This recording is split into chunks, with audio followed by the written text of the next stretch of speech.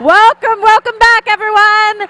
And thank you for sticking in the main hall for the main event. I'm your host, Claire Kramer, and we are moving on to one of the panels I'm most excited about. It's the 5th panel of Emerald City Comic Con 2014. Give it up. Are you guys having a good time? Yes, good. Well, my next guest, she broke barriers and inspired generations of women as Lieutenant Uhuru on the Star Trek. Let's be honest, she really needs no further introduction. Let's get right to it. It is my great honor and pleasure to introduce the fabulous Nichelle Nichols!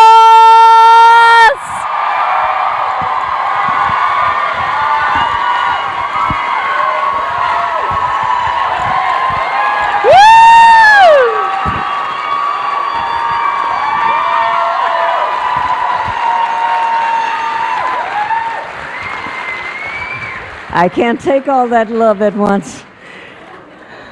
Nichelle. I can't take all that love at once. One more time. One more time!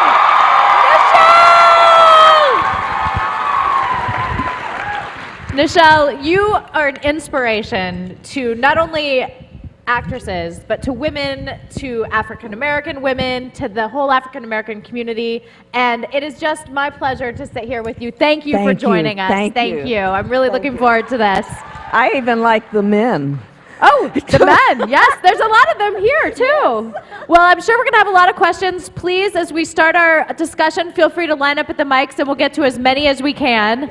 I know something that often comes up, and I just want to tap into it right away. When you were on Star Trek and you were considering leaving the show, Dr. King had a discussion with you. Could you please share with us what that discussion was?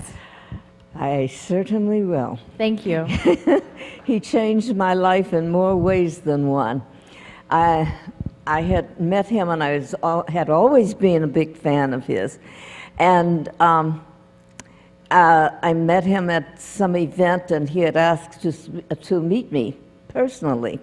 And I went, and he walked up to me and he said, I don't know what to say to you. I've just waited for this for so long. I thought I would never get this chance to meet you. And I'm going,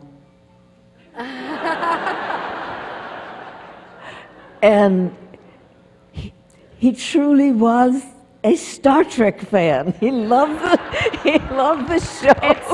You know what? It's a show that broke all barriers. I mean, I think certainly did. And he said, and I never miss an episode. Well, that was number one for me right there. And he was a wonderful, wonderful human being. And he took me and introduced me to his family and his kids. And his kid was like, Daddy, do you know who that is? And he had brought them in to introduce me, and I said, do you know who he is? and that was true. And they said, yeah, that's what everybody says. He was truly a wonderful human being. Yes. He was just down to earth, and yet until you met him, he was Dr. Martin Luther King. And when you met him, he was still Dr. Martin Luther King. But somehow, this icon landed and was your friend. And he was my dear friend from that day on. Amazing. And his family and all, he took me to meet his family, which was like outrageous, was unheard of, as I've found out, because he kept his family very guarded, very, and his son said to me, I said, how does it feel like to have a dad named Martin Luther King? And he says, I'm Junior. And he said, it's wonderful until they find out, because he just goes as Martin. Right. And he said, I said, but how does it feel? He says, is that what your son said? Ask your son. Because to me, to them, that's just Dad. And Dad brought Lieutenant Uhuru to the house to meet them. Yes. I mean, that was kind of like, he said, I just went up 10 marks. Yeah, you more, helped more, him. more. Yes. You helped him with his status in his own Yes. family, for sure. Yes, and he encouraged you in turn to stay on the show. No. By this time we were friends, and so about 2 years or more, and I had this opportunity I wasn't shooting the show, I was finished with the show, and I had this opportunity to go and star in a Broadway show, which is my heart, because I was raised as singer, dancer, actor, the theater, and here I was going to be in this show, on the theater, and in New York, and my heart is pounding. It's pounding now, and so I was going. So my friend was saying to me, "So, how's it going?" And I said, "Well, I'm very excited, Martin." I called him Martin. You guys were on a first name basis. I like that. I said, I've got this offer to, I love the theater. He said, yes. And I said, well, I've got this offer to go and do this incredible Broadway show. He said, you can't. And I said, what are you talking about, Dr. Martin Luther King? And he said, you're in Star Trek. And I said, but I had already talked to the producer, and he understands, and he said, we don't.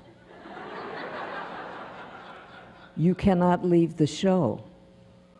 You're very important on the show. It's called Star Trek. You're the communications officer. Chief communications officer. You tell everybody where to go. And you know Then what? I cracked up and I laughed so hard, and I said, that is so funny, but I really have this up. He says, no, I'm not being funny. Well, he did all of us a service by keeping you on the show as well. Well, me too. Yeah. So let's open it up to a few audience questions. We'll start over here. Wonderful. Hi. Hi. Outside of being best friends with the Kings, when did you realize that Uhuru and Star Trek had become a real institution? When did you first realize the importance Yeah, I heard her. it had? It's hard to pinpoint those moments. The first time I told this story was shortly after, and of course I was at an event that I was invited to, like this, but it was just there, and I'm telling them this story and this wonderful thing, waiting everybody to say, something, and they sat and looked at me like you guys are looking at me now. And I'm laughing, and they're going. Oh. And so I said, what's the matter? It's not funny, Ms. Nichols. I said, what's not funny? That you were going to leave the show. And that's when you knew. I stopped laughing and changed the subject like you're going to do right now. Yeah, absolutely. I think that was probably the first time you realized there was no getting off Star Trek. Thank you very much. Thank you. Thank you. Yes. Hello, first I'm your host. I'm your host.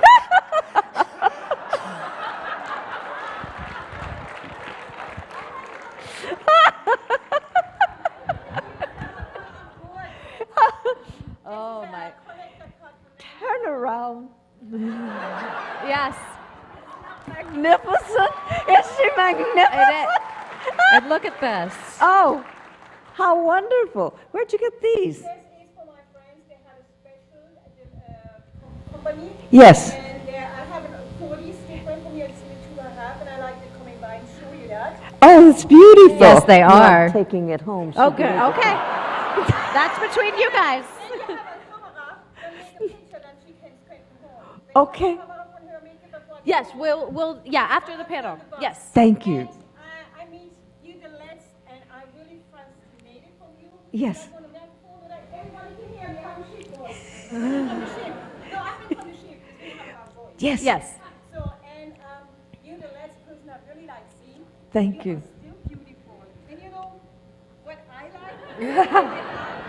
What is with this thing in your ear? I must Please tell the audience what you just said. You are really beautiful.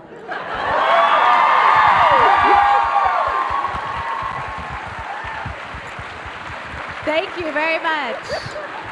Thank you, my darling. Thank you.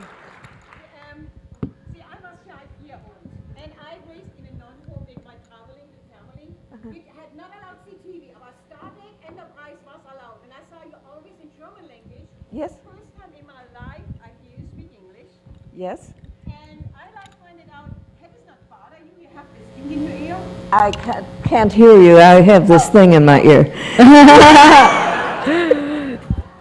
It is. Yes. It is And you have different. this silver thing in your ear, and always you pull it in. Thank you. How does not bother you always? I saw you and always you had play it, and then that's not function or there's something. And I remember this as kid. I can't hear you. I've Yes. got this thing in my ear. Yeah, she still has it. Yeah.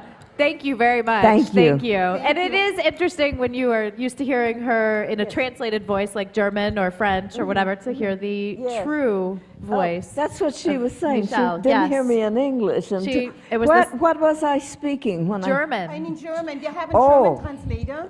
Yeah. And auch the spiders, everything here in the Comic Con, I learned all now hear you English. I see. You co-worker before, I hear him English, I make him talking. Yep. So, Those Thank you. Germans, thank they're you, and just get so safe home. overpowering. Thank you very Thank much. you. And beautiful cards. Yes. Hi, I'm a teacher librarian, and I work with students using Star Trek to help them with reading and writing and video production. Brilliant. And I work with, oh, cool. And I work Brilliant, with, I work yes. with a lot of science teachers, and they also like to use Star Trek to teach science, and then I we know. work together to Yeah. like look at society through Star Trek. I was wondering how it feels for you to know the educational impact that Star Trek has. There's no way for me not to know. Because you've all sent me letters, Arpine. It feels incredible. It feels natural. It feels right. Because I knew Gene Roddenberry so well, and he kept telling me every time you see me that he gave me my first start in films and everything, and he was telling me one day he's got this really great idea for a show, and it's going to go on, and there's going to be really a great role for you in there, and I said, You know, sometimes people tell you that and they're planning on things, so I don't get really excited because it might go away, you know. Right. And I get this phone call, and I refuse the phone call because I'm on my way to the show in New York. Never got there, thank God. Yes. But that was, and it was Gene calling me. He says, remember that show I was telling you about? And that there was this magnificent role for you in it? And he's sounding so down. I said, yeah. And he said, well, I signed for it, and you've already signed, whether you know it or not. Wow. And that was the beginning. That was Star Trek, you know, and It was it was as amazing as he told me. It was as exciting as he told me, and then it was even more so, and it lives on today. And when that's when I was only 14, and I'm, you know, yeah. Thank you. Thank you. Yes, Thank you very yes. much. Yes. I would like to ask you about working with another doctor, Dr. Neil deGrasse Tyson, who you were on Star Trek and did an episode with. And will you do a voice on Cosmos if he asks? Do you know him? No. Oh. I wish. I would love to Yes. meet him. Dr. Tyson was a brilliant scientist, and he is one of the most down-to-earth, brilliant people that I came to know. And there was this excitement, and everybody, Dr. Tyson wants to meet you. And I said, who's Dr. Tyson? Then they explained that this, in the science world, he's just like you mentioned his name, and it's like you mentioned God, you know. And I said, well, I'm starting to get nervous, you know. I said, oh, well, then I'm sure I'd like to meet him, you know. Thank you sometime. Oh, he's here. He wants to meet you too. Okay. And then this magnificent looking man walked in. I went, okay. All right.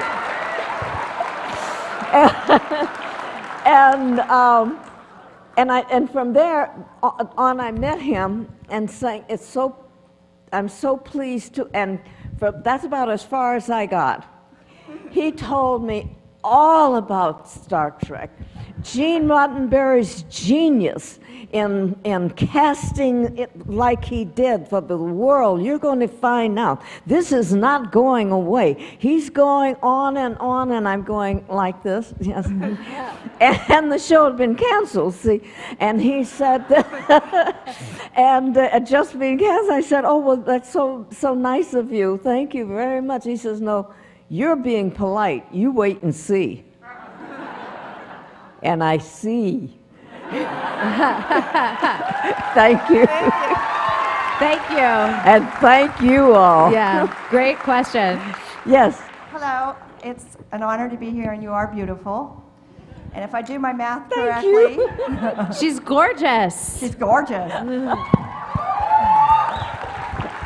When you were 14 and first started the show, I was 12 and I just started watching, so I get that. Oh, My wow. question is this. I grew up in the 50s with, same time as you, kind of, and things were tough then, and I'm sure it was extremely difficult for you to be successful. It was different for women. It was different for black people. Do people ask you how tough it really was? Do they understand that you had challenges, real challenges that you had to face? It's almost, I don't know how to answer that. I was from the theater, and I think it was just what I was telling you. And I was always working, and I was happy as a lark. And Star Trek interrupted my career. And I'll never get over it, and I'll never be more thankful. But it became my career. And I have met the most incredible actors, incredible people who love the show that, I looked at them like Dr. Martin Luther King, who said, I can't believe I'm meeting you. Is he kidding? I couldn't believe I'm meeting him. And he's like, I really can't. My children and my wife, he says, I told her on the phone last night when I was talking to my family that I had met Nichelle Nichols. She's on. You met Nichelle Nichols, Daddy? She met Nichelle. I mean, Gene Roddenberry really created something amazing that was worthwhile, and lives on and on And on. Absolutely. And I'll never thank him enough, as I thank each and every one of you. Is a thank you for me to Gene, and he had plans, and one of them wasn't to leave this planet. One of them, he was going to do more of that nature, and I think he was going to, like, perhaps take one of us, of the stars of Star Trek, and keep moving on, you know, like do it in outer space, and we'd talk back. He had wonderful plans. I don't know where he got his mind from and his imagination, but he always had something, and Well, when it came that he had passed away, somebody called me and said, oh, and I said, well, we're putting a little thing together, you know, just to commemorate him, and we got that, and we got there, I got there thinking it was just going, it looked like this when I'm looking at, everybody came from everywhere, and that man was such a genius, and such a loving person. You know, I miss him till this day. Thank you. yes. Thank you.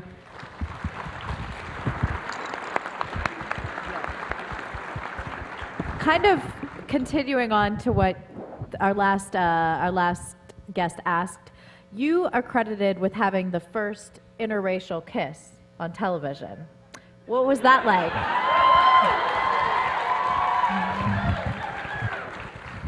Yes. Yes. What? I would assume that you got a lot of feedback, positive, negative, both. What was your kind of experience with that whole situation? The only negative feedback was male fans. Who wished it was them? They wanted to kill him. No, it was the most amazing thing, because nothing like that was ever on television, an interracial relationship, you know. Mm-hmm.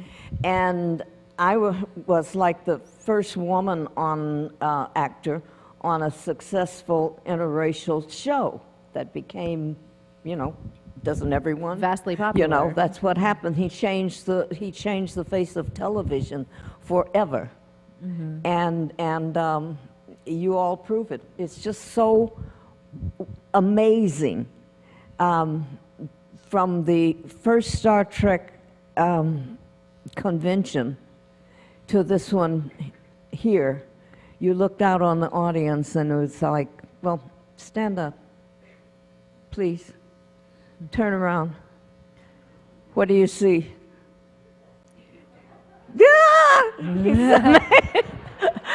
And I never get, and I've been to amazing audiences, and so, but never an audience that shares that same feeling about one thing. Passion. That passion for one thing, and that everybody's mind. You know, I can walk out and talk with anyone or meet someone, and I know immediately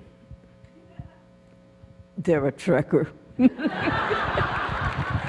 Producers, directors, and they want to meet, and I'm so excited to meet them. You know, I think they got a wonderful show we're going to do. That you'd like to be on, maybe? Or... No, they're must be meeting me to talk about that.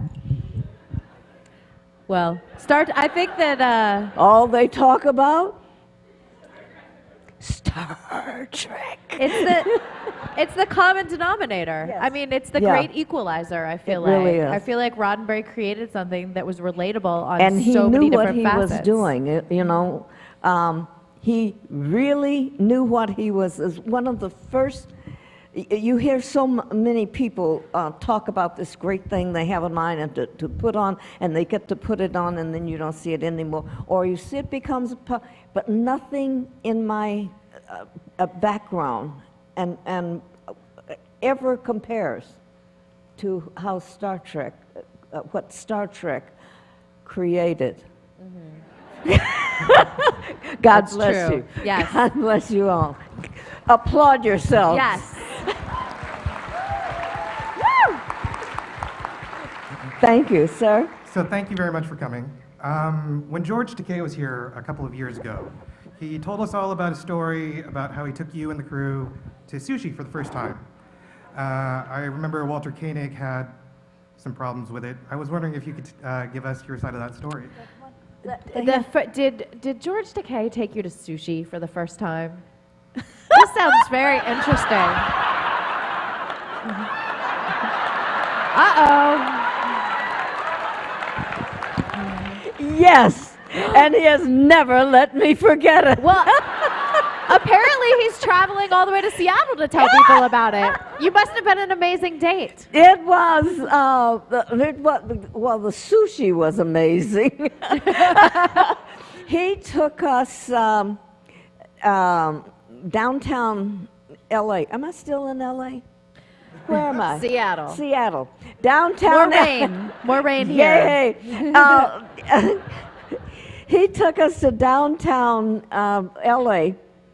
Because he said, because I said, oh, yeah, I love sushi. Oh, yeah, I love. He says, no, you've never had it. Yeah, we get in from a restaurant. You ordered it, and I said, yes, it's wonderful. You haven't had sushi. So, okay, he's Asian. He's not how great it is. He's proud of his sushi. So he took us downtown, where they have downtown LA. It wasn't even called a sushi bar or anything like that. It was a restaurant. Right. And you sat down and he ordered. He said, if you'd allow me, and he ordered different dishes and the whole thing. And we sat there and gorged. You have never eaten so much in your life. And then we took homes. They gave us bags to take home. Takeout. I fell in love, of course, with sushi. I thought I'd had sushi. I had never had sushi, And so whenever I really want Japanese food, I go downtown LA. Oh, the best. The best. The best. The best. Thank So you. it was wonderful. Thank you. Did I answer your question? Oh, yes, thank you. Yes. Thank you for it. Brought up wonderful memories. Okay, Yes. yes. Let's come over here for just a second. Hi, I've been a fan of yours since I was about 5 years old, the first time I saw Star Trek. Oh, my And goodness. my girlfriend here is an enormous fan of yours. And I want to Your ask her to- girlfriend, what? Right here, right here. And I'm concerned that if I ask her to marry me, she'll say no. Would you be so kind as try to convince my girlfriend to Absolutely. marry me? Come on. You stay right there. We'll bring him up here. Okay. Come on. You can come on up. Come on up.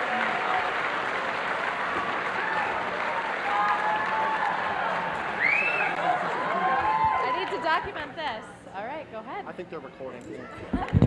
You look smarter than that. You didn't say no to him, did you? No, it's okay.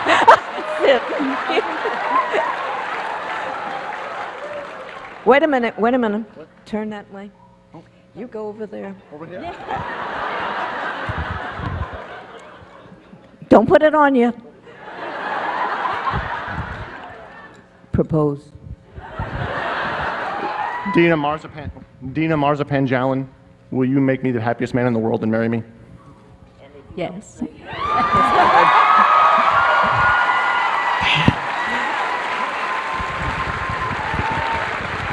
wait, one more pause. Right here. If you had said no, do you know how long this ring has been on this finger? No. I was going to say yes.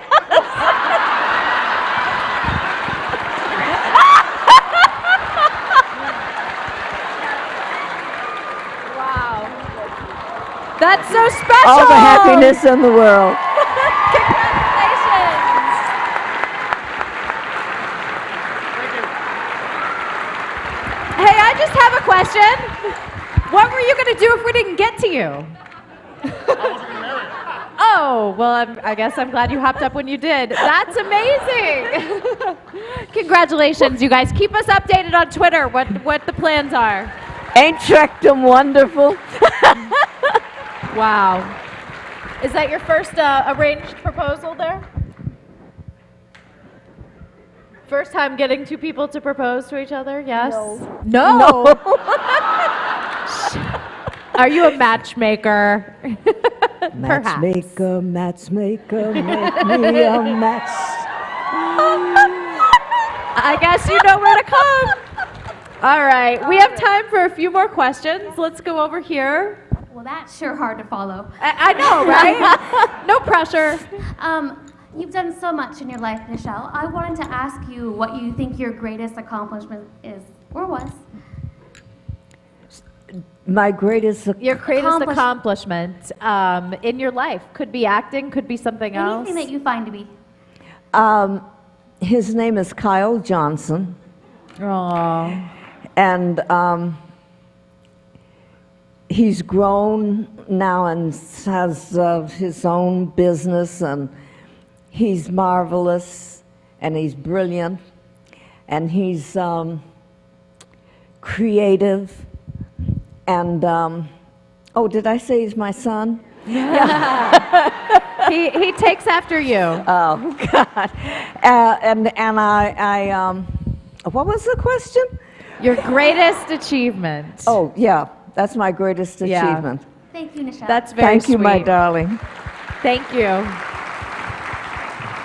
Yes. Hi. Hi.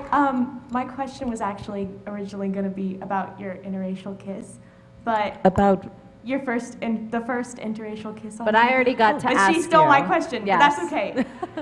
Elaborating on that, when you were doing the show, or at least like when you started out, were you aware of how many like barriers you were breaking in America, or was it something that you came to realize reflecting back on your work? I hadn't the slightest idea what I hadn't. I knew it was rare or something. You know, I was aware of something. But the show went on and came on, and we're actors, you know, so we're deep into getting this scene right and making it right. And we would come to work earlier and stay late at night to work to get it right, and we were an ensemble that just clicked. And Bill Shatner was marvelous then. And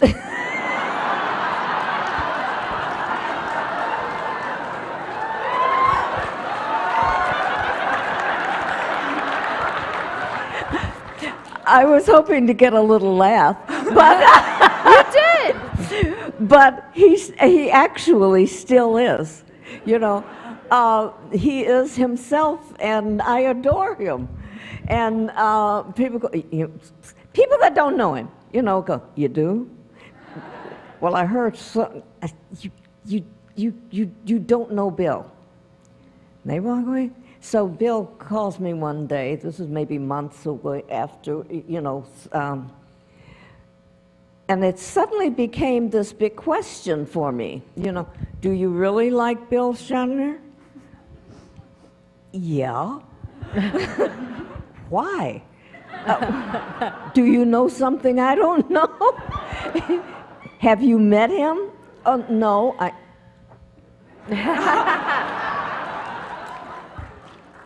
I heard too. You know, it was just an amazing thing. And you know what? He helped create that.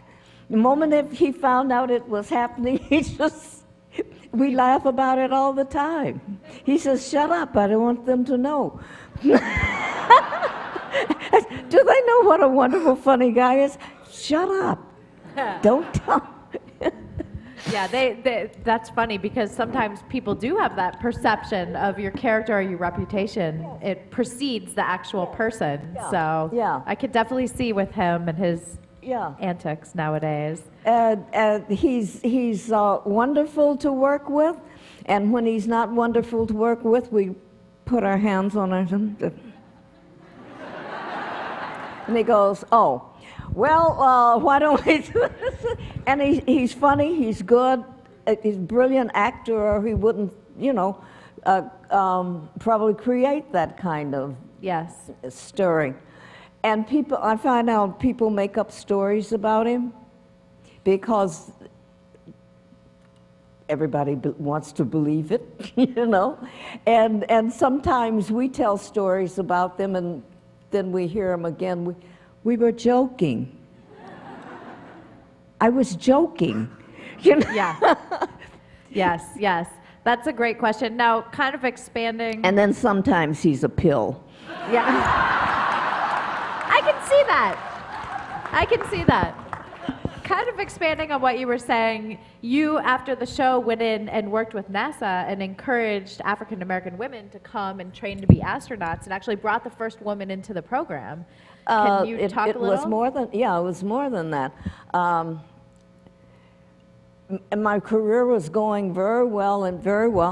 And just like I'm here talking, I would get off on the space program because I was very involved with it at then. So everywhere I went, I'd say, if a young kid was in the audience, I'd say, do you know what space is like? Well, you'd have to become an astronaut. And you know what you have to do to become an astronaut? And I talked to that kid, and I would start getting mail from parents saying my kid is studying because you told him he could be an astronaut, and he could be anything he wanted to be, and he's studying. And I just think if I did nothing else in life, that was so amazing and wonderful to me. And I said, Nichelle, you have done something really, really good with people, with this little bit of energy and knowledge and fandom that you have. And then fandom got bigger. And I was getting all these questions like that from you, and I'd get off on space research and what they're doing and so forth, and people were listening to me, and they were going back and talking and everything. And NASA, I was in Washington, D.C. performing. I was a singer too, so I was performing, and then I was going to meetings, and I got this people from NASA in the audience. And so they stood and said, I'm so-and-so, and I'm such and such at NASA. And I said, NASA? Yeah, and the audience turned, ooh, and they're applauding, He says, do you hear that applause for me? And he said that just came, he said, I've never had it before in my life, unless I'm talking to other scientists, and they're approving of what I just said. Very good, very good. But he said, you've just changed the face of not only television with being the first African-American woman in a successful series, or did you know that? And I'm going, I guess that's true. Yeah. And because I'm trying to think, oh no, there was Lena Horne, there was nobody on TV. And I didn't realize, that this was such a big thing involving me. And the next thing, I started getting fan mail, not about me, about the space program. And I started writing. And next thing I knew, I was at an event like this, and I went on television, to promote the event. And they wanted to talk all about the space program. Oh, well, it's right up my alley, and the whole thing took off. They went to commercial. And he said, well, would you stay over so I could just thank you for being here? So I said, oh, sure. So there are people in the audience, and they had questions and questions, and people are calling. And suddenly, I'm, really related to of the space program. Right. I thought, better learn some more. So before I get and it kind of grew like that. It was like Topsy. It just growed, and you do know who Topsy is? Oh. My generation. They know. We know. And things just started. I started getting invitations to come and speak, and offers from agents to pay me to come and speak before audiences about the space program. And at that time, I couldn't get enough. And whatever was happening to have the space program, I was going to be aware. Yeah. And then when I'd go out to talk to an audience that were filled with Star Trek fans, I was getting questions more than what is Bill Shatner really like, to what is the space program really like? I understand you. And well, my cousin is going to be an astronaut, wants to be an astronaut. How old is he? 12. Learned later in years he became an astronaut. I mean, it was so like that. It was amazing. And see what you've done? She opened a can of, we together opened a can of worms, I think. But it's so interesting, and it's so fulfilling to know that something that your tax dollars, whether you like it or not, are doing something, they're coming out of your paycheck, whether you like it or not, that fulfills this, what used to be a gap in our life, because we knew, oh, they went to the moon. How did they go to the moon? Well, I had to go find out. So, and then I'm doing it again. I'd have a wonderful audience like this, and I'm telling them all about the space program and how important it is, and I'm getting our arms up, and they're telling me, and it becomes, and I try to get back on Star Trek, and they say, well, this is how, like you wrote, this is how Star Trek happened, because if Star Trek would, and I'm going, they're going to kill me. And instead, I'm getting all these letters, and I've sent the studios, they're calling me and say, what did you do? We're getting letters like crazy. And that's the power of one. Stand up, would you? Yeah. You're one. Turn around. Look at all that. Very good. Stand up. Look at, sir. Look, that's you. That's you. That's you. If you're anywhere, stand up and look around and see yourselves. I remember when I came to Star Trek conventions, and you were lucky if you had, maybe 100 people. Wow. Not anymore. Not anymore, baby. Not They're here. anymore. And NASA has taken, where it used to take you for granted, except some of them who were, guess what? Trekkers. And I went, when I recruit, I was always talking to my audience about, the more I knew, the more I talked to my audience, of Star Trek audience, about the space program. Yes. Well, and they were writing into Star Trek, to the space program, talking about, well, I heard Nichelle Nichols saying such and such, and is this so? are you really considering women astronauts? Woo! I said, you bet your buns. Are you qualified? If not, and you really want to be an astronaut, get qualified. You're in college, you're in high, you got some, yes, or my son or my daughter, this is all about women now. My daughter really, really wants to study that, and her dad is telling, well, it's never going to happen. And she went back to him and said, yes, Daddy, it is. He says, well, how do you know? Nichelle Nichols said so. Exactly. Hey.